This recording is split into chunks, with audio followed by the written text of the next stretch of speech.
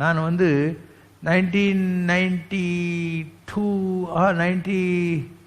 98 வந்து சிவனையும் நேரில் பார்த்துருக்கேன். கைலாஸில் அம்பாளையும் சிவனையும் பார்த்துருக்கேன்.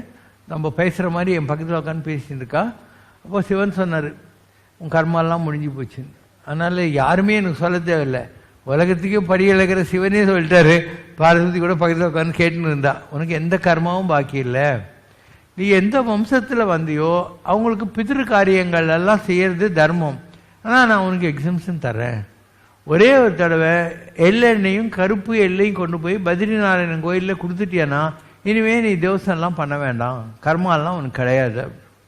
நான் சொன்னால் உன்னையே பார்த்துட்டேன், நான் ஏன் பத்ரிகாசிரம் போனேன்னு. இல்லை, எல்லாருக்கும் அந்த இடத்துல தான் அக்கௌண்ட் வச்சுருக்கா, அதனால் நீ அங்கே போய் கொடுத்தியானா உன் கணக்கை முடிச்சுடுவா அப்படின்னா. சரி, நான் பத்ரிகாசிரம் கோயிலுக்கு கருப்பு எண்ணெய் இலை எடுத்துக்கிட்டு போனேன். ஓடி வந்து என் கையில் இருக்கிறத பிடிக்கணும் போயிட்டு அப்படியே பத்ரிநாராயணன் காலில் வச்சான்.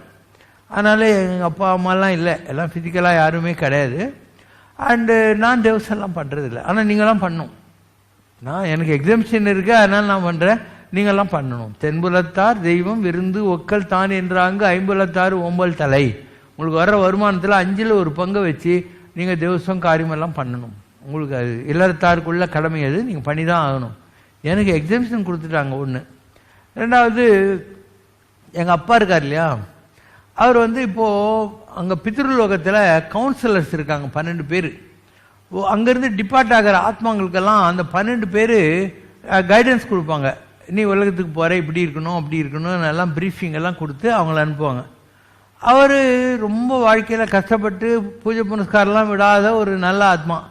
அதனால் அவருக்கு அந்த போஸ்ட் கொடுத்துருக்குறாங்க. 12 பேரில் அவர் ஒருத்தர். அதனால் அவர் அங்கே இருக்கார், சந்தோஷமாக தான் இருக்கார். நான் தேவசம் பண்ணலனால அவருக்கு ஒன்றும் வராது. Yes already got salvation and got a posting also. எங்கள் அம்மா இருக்கா இல்லையா, அவள் வந்து என்னோட மெர்ஜ் ஆகிட்டா. என்கிட்ட மெர்ஜ் ஆகிட்டா. ஓகே, அவளுக்கு ஒரு 2 வருஷம் கர்மம் பாக்கி இருந்தது. ஸோ பித்ருலோகத்தில் 2 வருஷம் இருந்தால் அந்த கர்மாலாம் கழிச்சிட்டு ஒரு நாள் வந்து என் கையை பிடிச்சிட்டு விடனா. நான் சொன்னேன், உன்னை எங்கே கொண்டு போய் விடணும்னு சொல்லி நான் விட்டுறேன்னு. எனக்கு எங்கே போகணும், அதான் உங்கள்கிட்ட வந்துட்டுனேன்னு இப்படி மேலே சாஞ்சா. அப்போது அந்த ஆவிக்கேனிய துரையன்னு அவருடைய ஸ்பிரிட் என் கூட மெர்ஜ் ஆயிடுச்சு.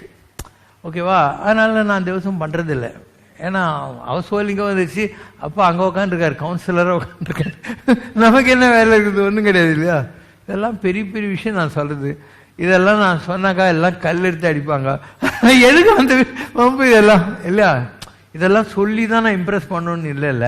நான் இவ்வளோ பெரிய இன்ஸ்டிடியூஷன் பண்ணியிருக்கேன், இவ்வளோ நல்லதெல்லாம் பண்ணிருக்கேன், அந்த பாசிட்டிவ் இம்பேக்டே போகிறோம். நான் வந்து மனுஷனுக்கு புரியாத பெரிய பெரிய விஷயத்தெல்லாம் பேச போனாக்கா வம்பு வரும்.